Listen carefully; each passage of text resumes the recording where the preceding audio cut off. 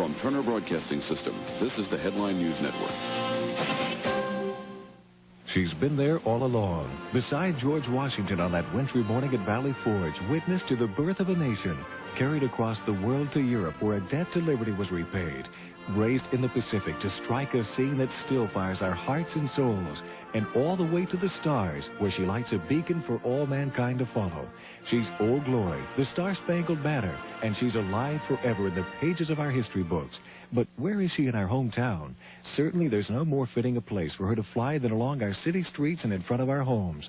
Now, your friend 4 is proud to offer you this complete U.S. flag kit, including full 3x5 cloth flag with eagle pole and mounting bracket. You can pick up yours at WYFF on Rutherford Road from 8:30 to 5:30, or send $20 check or money order to American Flag Promotion, care of your friend 4 at this address. Let this Star-Spangled Banner color your part of America today and every day. That's the spirit of your friend 4. Donahue, 9 a.m. weekdays on Your Friend 4.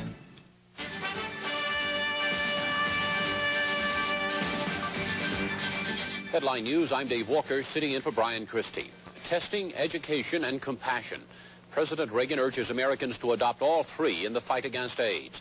The president gave his first major speech on the subject tonight, one that drew both cheers and jeers. Francis Harden reports. The occasion was a glittering affair hosted by Elizabeth Taylor, which raised more than $500,000 for AIDS research. It was also Ronald Reagan's first major address on federal policy on AIDS. He used the occasion to endorse recommendations put forward last week by his Domestic Policy Council. AIDS is surreptitiously spreading throughout our population, and yet we have no accurate measure of its scope. It's time we knew exactly what we were facing, and that's why I support some routine testing. The proposals, which were championed by conservative factions in the administration, were unpopular with many in the audience. I've also asked HHS to add the AIDS virus to the list of contagious diseases for which immigrants and aliens seeking permanent residence in the United States can be denied entry. In addition to immigrants, Mr. Reagan is calling for testing in federal prisons and, if appropriate, in veterans' hospitals. On the state level, the president will encourage AIDS testing for people seeking marriage licenses and those who visit sexual disease and drug abuse clinics. President Reagan also defended his administration's record on funding AIDS research. Demonstrators outside marched in memory of those who've died of AIDS and called for more research money. We got the power to fight back! Cooperation. Congressman Henry Waxman calls a proposal for routine testing a triumph of politics in the administration over the advice of health care experts, such as Surgeon General C. Everett Koop. But it seems to me that what we need is an education campaign for everybody, not just for those who may be tested. President Reagan was visibly upset by the booing he received. Nevertheless, the audience gave him a standing ovation. The boos, hisses, and applause which greeted Mr. Reagan mirror the divisions in American society over the best way to handle a disease that has already stricken 35,000 people in the United States. Francis Harden, CNN, Washington. Tomorrow's New York Times reports that officers aboard the USS Stark failed to execute a standard air defense maneuver when the vessel was attacked by an Iraqi jet 2 weeks ago. The ship's captain, knowing a warplane was approaching, did not begin to turn the ship's stern toward the jet. Exposing the rear would have allowed the ship's defense systems to detect the oncoming missiles. The Times quotes government sources familiar with the Stark investigation. Israeli troops swept into southern Lebanon today. Sources in the area say more than a dozen villages were shelled by the Israelis. The action was in retaliation for a string of attacks by Shiite militiamen against the Israeli-backed South Lebanon army. Casualty figures are sketchy, but security sources estimate at least 22 people were killed. A senior Soviet official says the young West German flyer who flew into Red Square on Thursday will probably be freed soon, although he may have to stand trial first. Peter Arnett has more on the results of that daring stunt. The bizarre arrival of a private West German plane that flew through a gaping hole in Soviet air defenses to land at Moscow's Red Square has brought harsh consequences to the military high command and the blush of embarrassment to the Soviet leadership. Defense Minister Sergei Sokolov, a 75-year-old World War II veteran, was fired after a special meeting of the Politburo at the Kremlin. The seat of Soviet power was the destination of 19-year-old West German aviator Matthias Rust. he landed beside the Kremlin wall after flying a U.S.-built Cessna 172 across the Estonian border to Moscow. Also fired by the Kremlin leadership was the commander of the nation's air defense system, believed to be the most sophisticated and effective in the world, until it was easily penetrated by the private plane late last week. Soviet citizens, informed of the daredevil flight and its consequences on Soviet television, pondered the repercussions in the Sunday editions of all Moscow newspapers. Harsh criticism of the military was prominently published. Soviet leader Mikhail Gorbachev was attending a Warsaw Pact meeting in East Berlin when the incident occurred. Soviet officials have been quoted as saying that the air defenders misidentified the plane as it crossed the Estonian border, even though it bore a West German flag on its tail. West German embassy officials have been trying unsuccessfully to visit the teenage pilot, who has been held incommunicado since the incident. They say they have been promised a visit later this week. The swift retribution of Soviet leader Gorbachev against his defense commanders shows how complete is his control over the Soviet military. It also indicates that Gorbachev is ready to practice what he is preaching about individual accountability in the reconstruction of Soviet society. Peter Arnett, CNN, Moscow. Residents of the Northeast are trying to escape a record-breaking heat wave that has gripped the region for a third straight day. In Philadelphia, fire hydrants provided some relief from scorching temperatures that reached into the 90s. And in Boston, folks took refuge on boats and under shady trees. Officials say the heat and humidity sent more than 200,000 New Yorkers to the beaches on Long Island. Many other residents of the Northeast headed to the New Jersey shore, but the rising cost of admission charges at some beaches left many hot under the collar. Dave Monsees has that. Sand and sea, like sunburn, can be painful on a good stretch of the Jersey shore. What's smart is a municipal beach admission fee in 5 seashore towns that can run as high as $8 per person per day. Great. The towns of Belmar, Avon, Springdale, Seagirt, and Bayhead are big draws for day trippers from nearby New York. But you can't set foot on a public beach here without a little badge, a badge you buy, often for more than what a season pass costs farther down the shore. I don't see a reason for that much money that way. Today, we just came here, and we're going to stay here, but we're going to have to look for some other place. It's too much. I can't see coming down every day paying $8. The increasing cost of this rite of summer on the Jersey shore has caused so much anger that the state public advocate's office has gone to court. The state wants to know why these towns charge what they charge just to get on a beach. The mayor of Belmar says the stiff fee goes to keep the beaches attractive, not to keep the poor or minorities out. We're 1 square mile. Obviously, we're not prohibiting access to the beach. We accommodate a great number of people, but the very numbers alone mean that all of our municipal services are taxed beyond their capacity. And sneak onto the beach without that little badge, and this man will give you the heave-ho. Our responsibility is to ask them to leave the beach. You'll take them off? Yes, sir. Take them off the beach. Some say these beach towns that once were a cheap escape from the heat of the city are becoming too exclusive. Town officials say it's just the other way around, that so many people come here they have to triple the size of their police departments every summer, and the beach admission fees help pay for it. Dave Monsees, CNN on the Jersey Shore. After a one-year absence, the Stanley Cup is back in Edmonton, Alberta. The Oilers defeated the Philadelphia Flyers 3-1 tonight in Game 7 of the National Hockey League's Championship Series. We'll have more on the game in Headline Sports and more news after this.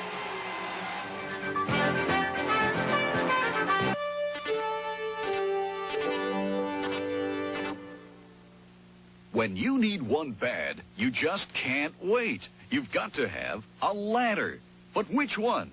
A step ladder won't get you off the roof. A straight ladder won't help you change a light bulb, and neither is good for painting ceilings. Introducing Super Step. It's every ladder you'll ever need, and more. First, it's a tough, rigid 12.5-foot straight ladder, ideal for high walls and roofs. But look, you can bend and lock Super Step into a 6-foot freestanding step ladder for those inside jobs. It also bends and locks into an adjustable scaffold with 3 different heights to choose from. You'll paint walls and ceilings with...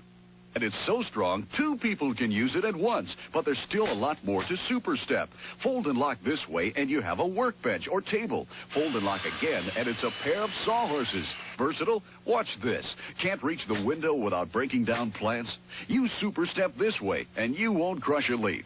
You can even paper that tricky stairwell safely and easily. Each of these Loctite hinges withstands 5,000 pounds of pressure. Did you ever see a ladder that could bend like this before? You can even reach those awkward overhangs. Don't buy a straight ladder plus a separate step ladder, scaffold, workbench, sawhorses. You'll spend over $500. One Super Step does all those jobs. And when you're done, just fold it up and store it away. How's that for compact? How good is Super Step? Well, who else would dare to give you this 10-year limited warranty and a simple 3-part payment plan? Don't send any money. Just call 1-800-453-5500. We'll bill your credit card 3 payments of $37 each, and we won't bill the last payment until you've tried Super Step for 30 days. Yes, you get a full 30-day home trial before the last payment is billed. The total price is just $99 plus $12 shipping and handling. Only the original Super Step has a 10-year warranty. So call 1-800-453-5500 now.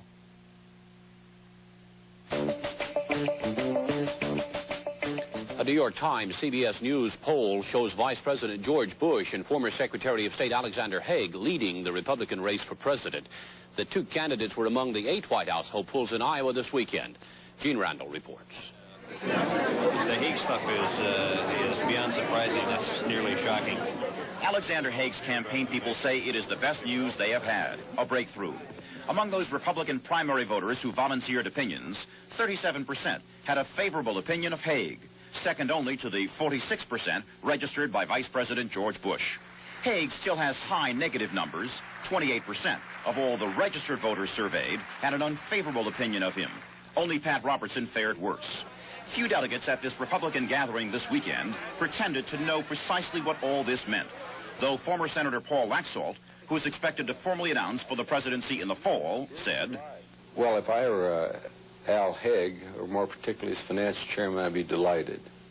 In his appearance before nearly 1,000 GOP activists, Laxalt once again keyed on his closeness to President Reagan. I want to be part of continuing the Reagan agenda. I've lived the Reagan agenda, and as far as I'm concerned, historically, like many of you here, so have you.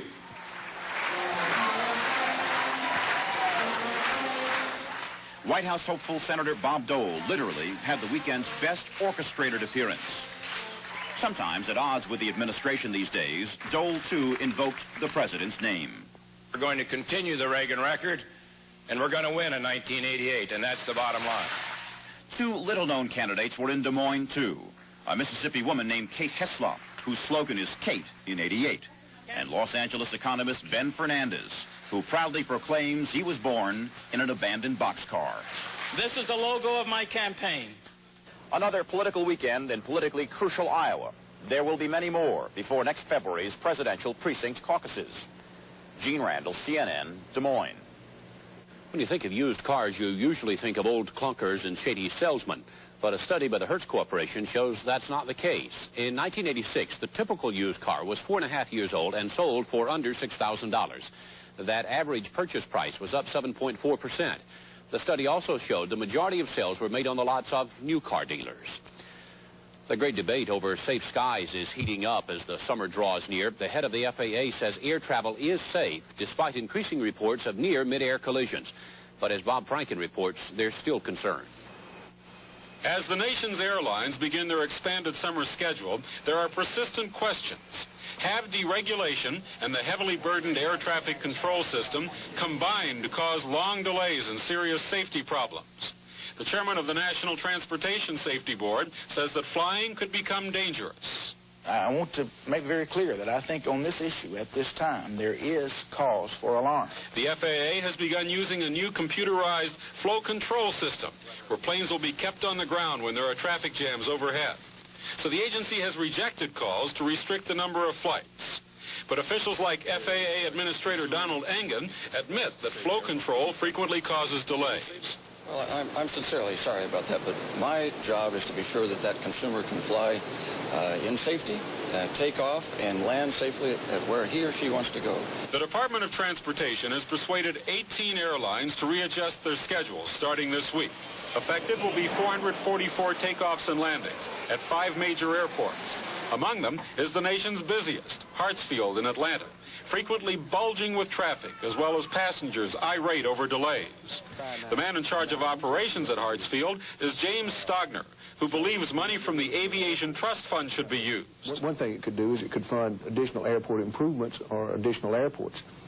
Another thing is that it can be spent to bring technological advances or state of technology type programs to fruition at a faster rate than it's being done now. There is $5 billion unspent in the fund, financed by airline ticket sales. But even if some of that money was released, new construction is a long-term solution.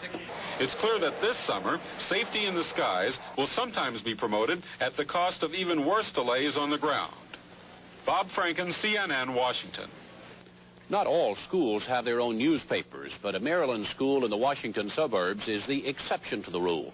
Mary Tillotson has more on the paper and its unique staff.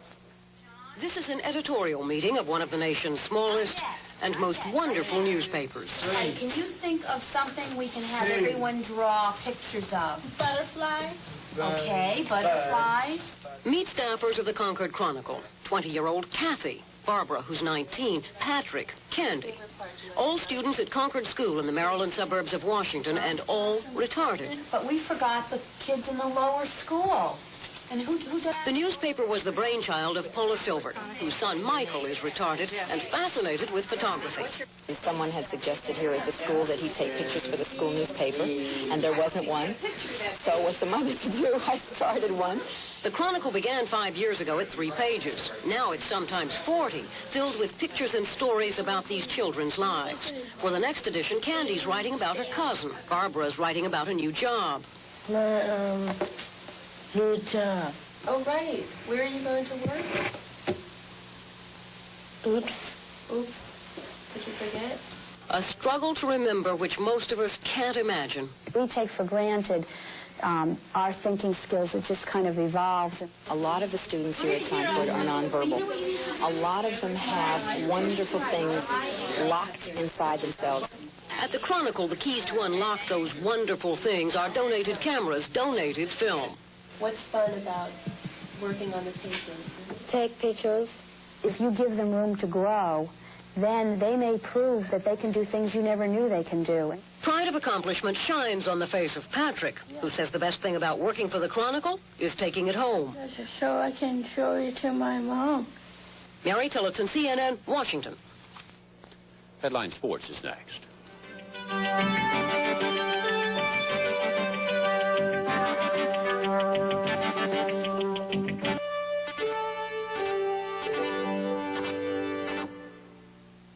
Mama, don't let your babies grow up to be cowboys. No singer today is more loved than Willie Nelson. Don't let them pick guitars and drive them old trucks. His voice touches your heart and soul with so much honesty.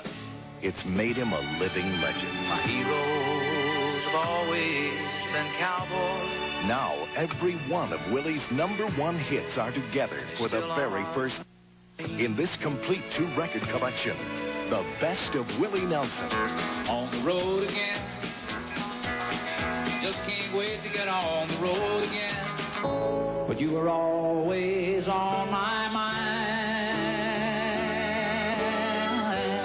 Good morning, America, how are you? All Willie's #1 hits. To all the girls I've loved before. 2 complete albums. Blue eyes cry in rain. Remember, it's not sold in stores. Georgia. Stay tuned to order now.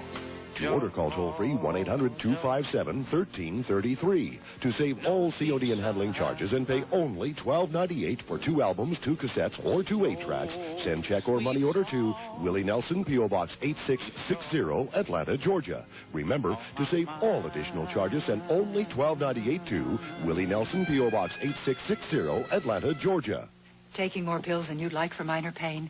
Try Aspercreme. Rubbing Aspercreme in brings fast relief to minor muscle pain, without aspirin or pills or side effects they may cause. And there's no odor. Aspercreme, pain relief without aspirin or pills. Remarkable.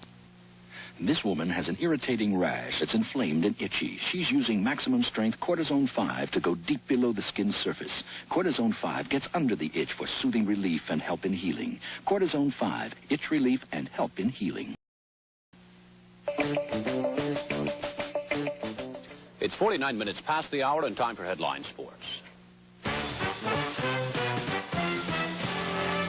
I'm Tom West with Headline Sports. For the third time in the past 4 years, Wayne Gretzky and his Edmonton teammates possess Lord Stanley's Cup, symbolic of being the best team in the National Hockey League. The Oilers finished off the Philadelphia Flyers Sunday night with a 3-1 victory in the seventh and decisive game of the series. The game-winning score coming here in the second period from Jari Kurri. The Flyers certainly have nothing to be ashamed of, in particular rookie goalie Ron Hextall, who made 40 saves and was named the series' most valuable player. I'll tell you, I would have given it any day for the Stanley Cup. I couldn't have won that trophy without my teammates. I give them a lot of credit for my whole season. They played great in front of me the whole way. And we battle right to the bitter end. Defending French Open champion Yvonne Lendl is having a tough time with Joachim Nystrom. Nystrom leads the fourth-round match, which was suspended by darkness, 6-2, 1-6, 7-5, and love 4. In women's action, Martina Navratilova moved into the quarterfinals with an easy victory. The same holds true for third-seeded Chris Evert. From the ballparks, Pittsburgh was finally able to hold Cincinnati's Eric Davis in check, but the Reds' Dave Parker hit his 12th home run of the season, and Cincinnati downed the Pirates 5-2 to complete a weekend sweep. The Cubs and Braves battled into extra innings for the fourth time in 6 meetings this season. Atlanta won it in the bottom of the 10th with 2 outs. Gerald Perry's single scoring Ken Oberkfell for a 2-1 win over Chicago. There was even less offense in San Diego, where the Padres ended a 7-game losing streak. This 5th-inning run-scoring hit by Gary Templeton drove in the only run as the Padres beat the Mets 1-0. The Astros edged the Cardinals. It was Philadelphia beating the Dodgers, and San Francisco shut out Montreal. Kelly Downs with a 5-hitter. In the American League, Oakland's rookie slugger Mark McGwire hit 2 more home runs Sunday, giving him 19 on the season, but it wasn't enough offense to outdo the Yankees' Henry Cotto and Willie Randolph, who each drove in 3 runs in New York's 9-5 win. Minnesota unloaded the lumber in a doubleheader sweep of Detroit. It's the Brewers beating the Indians. California lost its 9th straight. Seattle completed a weekend sweep of Baltimore. The Red Sox rallied to beat the White Sox, and Texas edged Kansas City. Don Pooley birdied the final 2 holes and won the Memorial outside Cincinnati with a total of 16 under par. Tom West, Headline Sports.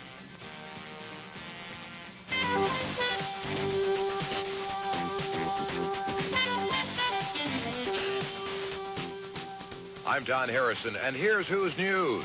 Everyone, please rise. Stand up for Judge Bernice Donald. She's the first black woman to be elected to the bench in Tennessee. Donald often visits schools to encourage youngsters from breaking the law. Every time I see a young man or a young woman walk before that bench with a criminal charge hanging over them, I ask myself, who's responsible? Why did this happen? And it makes me want to go out and try to steer people away from this type of activity. I'm Don Harrison, Headline News.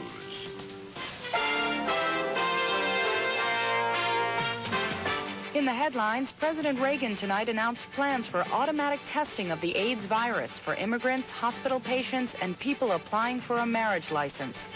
Evangelist Jim Baker says he and his family have only about $100,000 in cash left, despite reports he and Tammy Faye were paid nearly $2 million last year. And record temperatures continued to broil the Northeast, sending thousands to area beaches. With the top stories, I'm Lori Butterfield. Stay tuned. The news continues.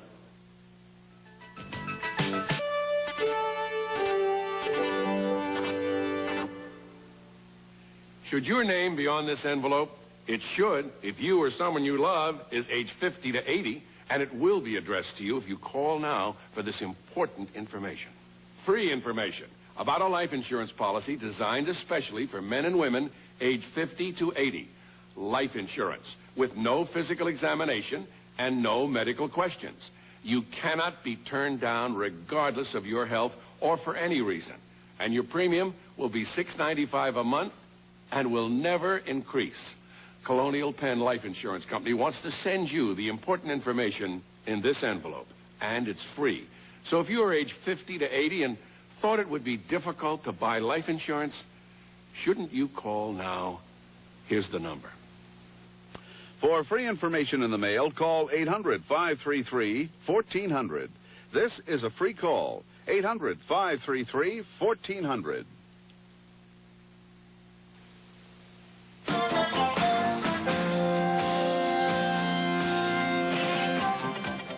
Independent film producers are finding it costs fewer dollars and cents to make movies outside Hollywood. Cynthia Turnquist takes a look at this new trend of low-budget filmmaking. Let's get high. The nightmarish terror of Freddy Krueger has frightened more than moviegoers. It's scared up business for New Line Cinema. As a result of profits from Nightmare on Elm Street and its sequels, the Young distribution and production company has realized earnings that have tripled the company's previous results. Nightmare on Elm Street was the largest box office, the largest weekend opening of any film released since January 1st, including all the major pictures. This is a picture that only cost a little under $4.5 million to produce. New Line Cinema is just one of a few New York-based production and distribution companies finding success in a film industry traditionally controlled by the major studios. New Line, along with Cinecom and Troma, cater to different audiences and tastes, but hold one thing in common. They all produce low-budget films between $2 and $9 million, a feat many large studios can't accomplish. We have a system right now where stars are getting millions and millions of dollars, increasing the budgets of films. Ishtar is a very recent example of that. Our partnership, the way we deal with our filmmakers, is asking them to make a commitment up front, to take as little as possible, to get as much money as there is to be put on the screen. For filmmakers, especially young ones, small distribution houses provide more creative freedom. Not only newcomers, but people who have been experienced within the system are now very attracted by the possibilities of what has happened with films like Room with a View. It's proved that you can go out and have this critical success and have a major commercial success at it and reap the rewards of 8 Academy Award nominations as well. Cynthia Turnquist, CNN New York. Sheep herding trials, a century-old sport in rural Britain, can now be found in the New World. As Patricia Ox reports, the trials and triumphs here depend on the relationship between man and his best friend. The rolling countryside of Virginia played host to a 19th century sport practiced on the border between England and Scotland. That's why these dogs are called border collies. They are known for their sheep herding abilities, their intelligence, and their watchful eye. Sheep herding trials are becoming more and more popular in the United States.